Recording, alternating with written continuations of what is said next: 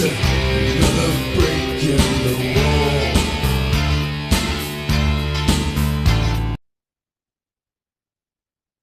Hello, everyone.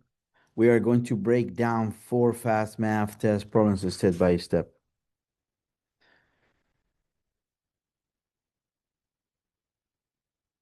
The first one that we're going to solve today is a circle. And we got to find a fence, which is telling me that we have to find the perimeter. And in order to find the perimeter in a circle, we are talking about a circumference. The formula for the circumference is 2 times pi times the radius. Here, we can take a look here.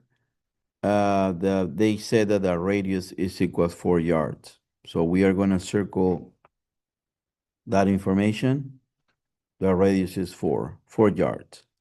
We're going to input those values over here. And we also know that the radius is 3.14.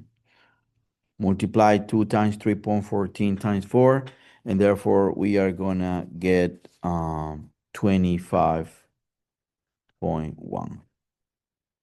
Select this alternative. Next question. For the next question, what percentage of students who read graphic novels use on ebook readers? First of all, is the 200 is the number of students that read graphic novels. So we're gonna select this group right here, 200. And we also know that the number who read graphic novels on an e-reader is 75. Now we apply part over the whole. We are gonna divide 75 divided by 200. And then we are gonna get 0.375. In order to transform a decimal to a percentage, the only thing that you gotta do is just to multiply this number by 100, and then you're gonna get a percentage. So therefore, you have here 37.5%.